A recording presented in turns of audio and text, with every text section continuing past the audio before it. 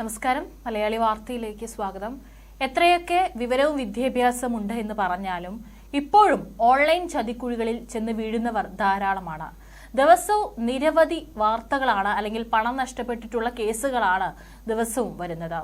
അതും പതിനായിരങ്ങൾ മുതൽ ലക്ഷങ്ങളും കോടികളും വരെ ഇത്തരത്തിലുള്ള ഓൺലൈൻ തട്ടിപ്പിലൂടെ ആളുകൾക്ക് നഷ്ടമാകുന്നുണ്ട് എന്നുള്ളതാണ്.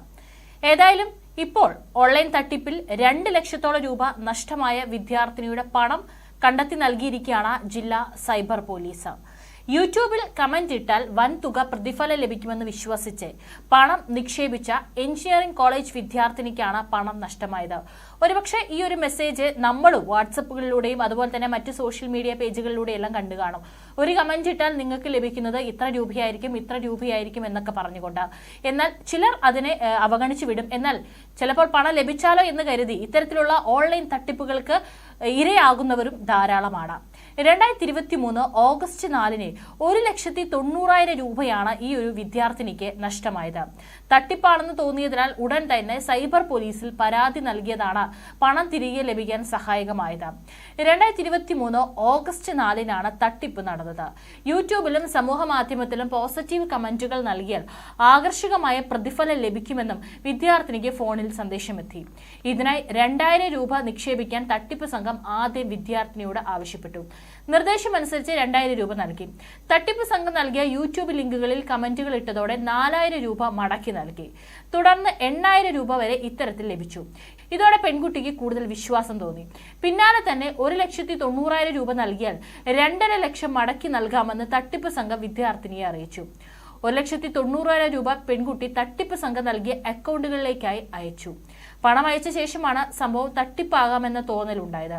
ഇതോടെ കോട്ടയം സൈബർ പോലീസിലും 1930 ടോൾ ഫ്രീ നമ്പറിലും പരാതിപ്പെട്ടു. സൈബർ പോലീസ് കേസെടുത്ത് പണം കൈമാറിയ അക്കൗണ്ടുകളിലെ ഇടപാട് അടിയന്തരമായി മരവിപ്പിച്ചു.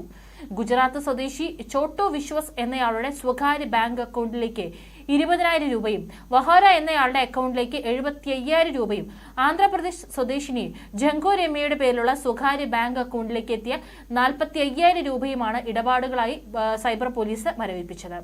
50,000 രൂപ തട്ടിപ്പ് സംഘം പിൻവലിച്ചു. എന്നാലും 1,40,000 മടക്കി കിട്ടുന്നതിന്റെ ആശ്വാസത്തിലാണ് വിദ്യാർത്ഥിനി.